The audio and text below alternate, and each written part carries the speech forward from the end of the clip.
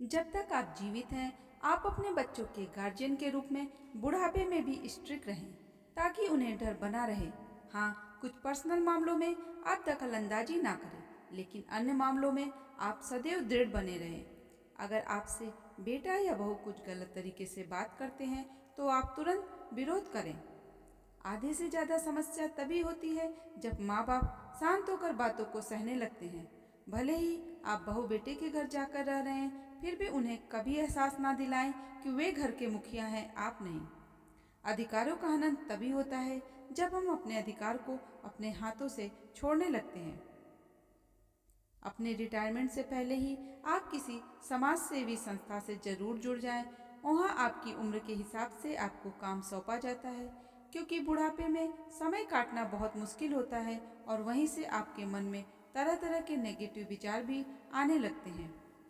इन संस्थाओं में नियमित रूप से आप अपने उम्र के आसपास के लोगों से मिलते जुलते रहेंगे और एकाकीपन से बच जाएंगे। दूसरे, जब हम बिजी होते हैं तो फालतू की बातें हमारे दिमाग में नहीं आती। शरीर एक्टिव रहता है तो खाया पिया पचता है। उपहार जरूर दें। भावनाओं में बहकर सब कुछ अपने बच्चों के नाम ना करें, ताकि कभी दिक्कतों का सामना ना करना पड़े।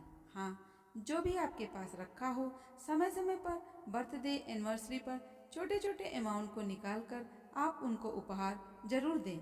यह एक सत्य है, कोई कितना भी कमाता हो, पर जो उपहार खास तौर से अपने माता पिता से मिलता है, उसकी तो कोई तुलना ही नहीं कर सकता। आप अपने बाद सब कुछ उनके लिए छोड़ कर जाएंगे, उससे अच्छा है उनके ओकेज़न पर उन्हें छोटे छोटे उपहार जरूर दें। इससे जुड़ाव बढ़ता है। बेटा बहू आपके अपने हैं, हो सकता है उनसे कुछ गलतियां हो जाए, पर उनको अपना बड़प्पन दिखाते हुए माफ़ कर दें और आगे से ऐसी गलती ना करने की हिदायत दें। मैं यहाँ फिर से कहना चाहूँगी, हमेशा स्ट्रिक्ट रहें। जब तक आप डरेंगे, लोग आपको डराएंगे। फालतू की दखलंदाजी से सदैव बचें। कौन क्या कपड़े पहन रहा है, कितने बजे सो के उठ रहा है, इन सब चीज़ों पर सदैव और सदैव मौन रहें। हर बात पर अपना और अपनी बेटी का उधार लेकर ना खड़े हो जाएं, क्योंकि टकराव इन्हीं बातों से शुरू होती है। अपने स्वयं के स्थायी स्थान पर ज़्यादा समय बिताएं, ताकि स्वतंत्र जीवन जीने का आनंद ले सकें। हाँ, बीच बीच में अपने बच्चों के घर जरूर आते जाते रहें। आध्यात्म की ओर कुछ कदम जरूर बढ़ाएं। आजकल बहुत सारे फ्री और paid online Gita classes available हैं। इनको ज्वाइन करना बहुत ज़रूरी है। इसमें वो बातें हैं जिससे आपका मन कभी उदास नहीं रहेगा। अपना और अपनी पत्नी का मेडिक्लेम पॉलिसी जरूर करवाएं। बुढ़ापे में तरह तरह की परेशानियां तो लगी रहती हैं। आपको कोई हेल्थ इशू होता है तो आपको किसी के सामने रिरखने की ज़रूरत नहीं है कि वो पैसे भेजेगा तो आपका ट्रीटमेंट होगा। दूसरा, आप अगर इस समाज सेवी संस्था से जुड़े रहते हैं तो बुढ़ापे में कोई समस्या आती है तो उन लोगों की देखरेख में आपका देखभाल अच्छे से हो जाएगा। अपने आप को एक्टिव रखें।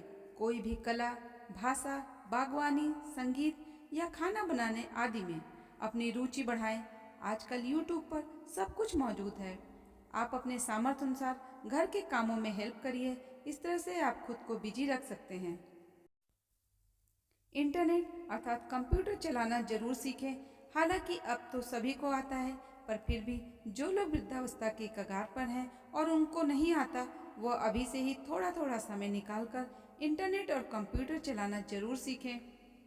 अगर बुढ़ापे में कोई कष्ट आता है, चाहे वो शारीरिक कष्ट हो या मानसिक, उसे अपना कर्म फल समझकर धैर्यता के साथ भोग लें। इसका कोई और सलूशन है ही नहीं। जिस तरह से हम अपने समय में बच्चों की पढ़ाई के लिए अलग सेविंग रखते हैं, उनकी शादी ब्याह के लिए अलग सेविंग करते हैं, उसी तरह हमें स्पेशली वृद्धावस्था के लिए भी कुछ रकम रखनी चाहिए। अगर आप एक पति हैं तो जिस तरह बच्चों की शादी और पढ़ाई के लिए डिपॉजिट करते हैं, उसी तरह अपनी पत्नी के नाम भी कुछ डिपॉजिट करें, क्योंकि जिंदगी का भरोसा नहीं है कौन आगे जाए कौन पीछे जाए।